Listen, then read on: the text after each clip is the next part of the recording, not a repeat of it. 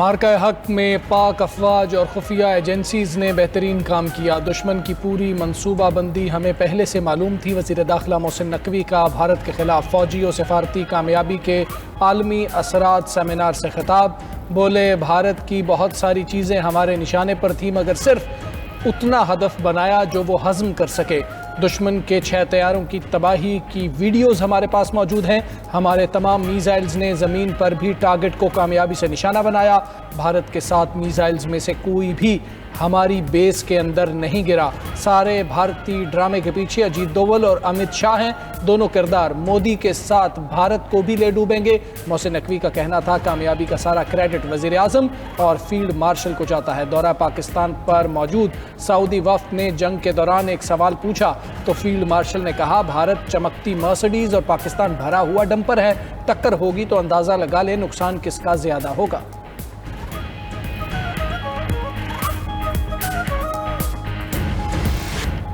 خیبر پختونخوا میں cloud burst کے بعد سیلاب کی تباہ کاریاں، ہر طرف تباہی اور بربادی کی داستانیں۔ گاؤں کے گاؤں ملیا میٹ، پکی چھتیں بچی، نہ ہی کچے مکانات، اجڑے گھر بار اور سامان دیکھ کر متاثرین بے بسی کی تصویر بن گئے۔ تیسرے روز بھی لاشیں ملتی رہیں، بیشتر لواحقین اپنے پیاروں کی تلاش کے لیے دربدر رہے۔ بنیر، باجوڑ، سوات، شانگلہ اور بٹگرام بری طرح متاثر ہوئے۔ لاپتہ 100 سے زائد افراد ملبے تلے دبے ہونے کا خدشہ۔ جانی نقصان کے ساتھ شدید مالی نقصان، مال مویشی اور ساری جمع پونجی بہہ گئی۔ دکانوں کا سامان تک پانی بہا لے گیا۔ بے حال شہری گھروں اور دکانوں سے سیلابی پانی اور کیچڑ نکالنے میں مصروف۔ ڈپٹی کمشنر کے مطابق بنیر میں اموات 350 ہو چکی، 600 سے زائد زخمی ہیں، 4054 مال مویشی اور سینکڑوں گاڑیاں بہہ گئیں، 2300 گھروں کو نقصان ہوا۔ 6 سرکاری اسکول، 3 اسپتال اور 2 پولیس اسٹیشنز تباہ ہو چکے۔ ابتدائی تخمینے کے مطابق 20 ارب روپے سے زائد کا نقصان ہوا۔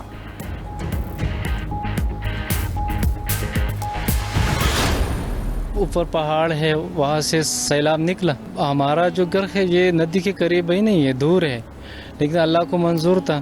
یہاں اسی جگہ پر 2 منزلہ عمارت تھا اور قریبی ایک اور گھر تھا، ہم نے نیا بنایا تھا۔ ٹوٹل 35 کمروں پر مشتمل ہمارا یہ گھر تھا۔ 15 مکانات اور تھے ہمارے پڑوسیوں کے، وہ بھی سب بہا کے لے گئے اور ہمارے بھی۔ ٹوٹل ہمارے 25 افراد شہید ہوئے۔ بنیر میں سیلاب سے شادی کی خوشیاں ماتم میں تبدیل۔ گھر میں آج شادی طے تھی مگر سب کے جنازے اٹھے۔ گاؤں قادر نگر کے رہائشی عمر خان کی فیملی کے 28 افراد سیلابی پانی میں بہہ گئے۔ عمر خان کے چچا شادی کے لیے پہنچے تھے مگر جنازے پڑھنے پڑے۔ 25 افراد کی تدفین کر دی گئی، 3 افراد تاحال لاپتہ ہیں۔ قادر نگر میں مجموعی طور پر 84 افراد جاں بحق ہوئے۔ بنیر کے ہی ایک اور گاؤں میں خاندان کے 35 افراد سیلاب کی نظر ہو گئے۔ فیملی کے سربراہ بزرگ شہری نے بتایا کہ 24 افراد کی لاشیں ملی، 11 افراد اب بھی لاپتہ ہیں۔ مقامی شہری کے مطابق باپ اور 2 بیٹوں کے علاوہ سب بہہ گئے۔ ساتھ والے گھر میں بھی 8 افراد بہہ گئے ہیں۔ یہاں پر تو اس بابا کا گھر تھا، اس کے بیٹے تھے، ان کے بچے تھے اور کل ٹوٹل 35 افراد ان کے گھر سے بہہ گئے لے گئے ہیں۔ ابھی تک 11 افراد جو ہے نا وہ باقی ہے، 24 کا لاش ملے ہیں، باقی پورا خاندان گھر سمیت جو ہے نا سب بہہ چکے ہیں۔ سیلاب سے جس کا جتنا نقصان ہوا حکومت پورا کرے گی۔ تباہ گھر دوبارہ بنائیں گے، بستیاں پھر بسائیں گے، واٹر چینلز میں آنے والی آبادیاں دوسری جگہ منتقل کریں گے۔ وزیر اعلیٰ کے پی علی امین گنڈاپور کا اعلان۔ بولے عرصہ دراز سے قائم تجاوزات کے خلاف آپریشن پورے صوبے میں کرنا ہوگا۔ قدرتی آفات کے بعد اتنا تیز ریسکیو آپریشن اس سے قبل نہیں کیا گیا۔ وزیر اعظم اور تمام وزرائے اعلیٰ نے تعاون کی پیشکش کی۔ مدد کرنا وفاق کا حق ہے، کوئی احسان نہیں۔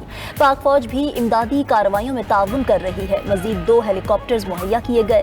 علی امین گنڈاپور کے متاثرہ علاقوں کے دورے، ریسکیو اینڈ ریلیف سرگرمیوں کا جائزہ لیا۔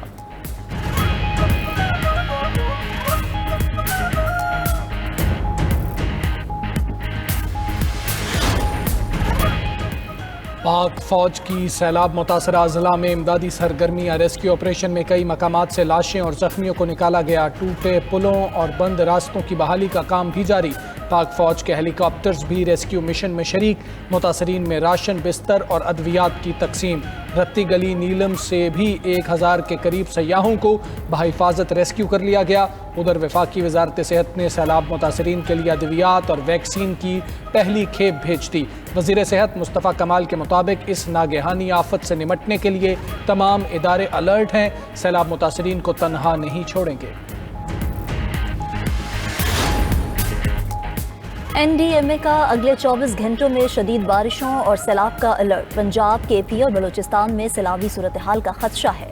پانی کے ذخائر میں خطرناک حد تک اضافہ ہو سکتا ہے۔ مانسون بارشوں کے 3 نئے سلسلے بھی آنے کو تیار۔ ستمبر کے پہلے 10 دنوں تک مانسون کے اسپیل جاری رہیں گے۔ Chairman N D M A lieutenant general Inam Haider کا کہنا ہے گلگت بلتستان اور خیبر پختونخوا میں نقصانات موسمیاتی تبدیلیوں کا حصہ ہیں۔ اگلے 2 ہفتوں میں ہمارا فوکس شمالی پنجاب، آزاد کشمیر اور گلگت بلتستان ہوگا۔ مستقبل میں ایسے سانحات سے نمٹنے کے لیے مل کر مقابلہ کرنا ہوگا۔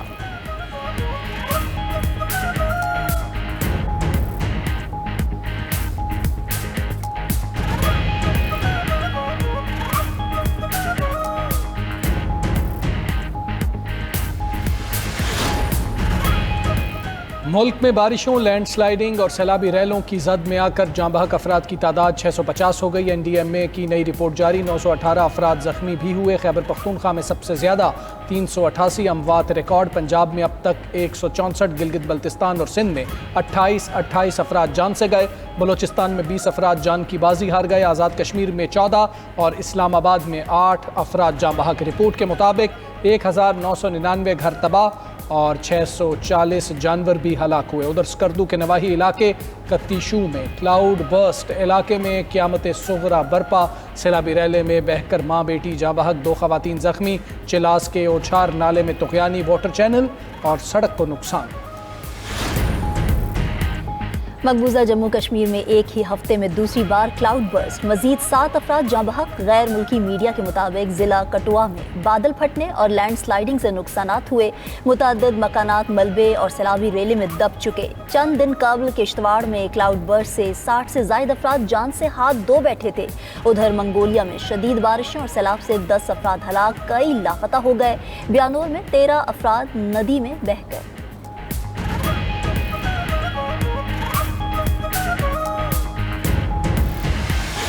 پورا اسرائیل نیتن یاہو سے تنگ آ گیا۔ تل ابیب، مقبوضہ بیت المقدس سمیت دیگر شہروں میں اسرائیلیوں کا بڑا احتجاج۔ مظاہرین نے غزہ جنگ بندی اور قیدیوں کی رہائی کا مطالبہ کر دیا۔ شرکا نے آگ لگا کر سڑکیں بند کر دیں۔ پولیس سے جھڑپیں، 38 مظاہرین کو گرفتار کر لیا گیا۔ نیتن یاہو کی ہٹ درمی برقرار، اپنے عوام کو بھی حماس کے حمایتی کہہ دیا۔ بولے جنگ کے خاتمے کا مطالبہ کرنے والے حماس کو مضبوط بنا رہے ہیں۔ حماس کو شکست دیے بغیر جنگ ختم نہیں ہو سکتی۔ غزہ میں اسرائیل کا بنایا قحط انسانی المیہ بن گیا۔ بھوک کے باعث مزید 11 افراد شہید۔ غذائی قلت سے 108 بچوں سمیت 251 فلسطینی دم توڑ چکے۔ گزشتہ 24 گھنٹوں میں اسرائیلی بمباری سے 37 افراد شہید ہوئے۔ ادھر اسرائیل کا یمن کے دارالحکومت صنعا پر میزائل حملہ۔ اسرائیلی بحریہ نے صنعا میں پاور پلانٹ کو نشانہ بنایا۔ ہیزیاس پاور پلانٹ حوثی باغیوں کے زیر تسلط تھا۔ یمنی نائب وزیر اعظم نے حملے کی تصدیق کر دی۔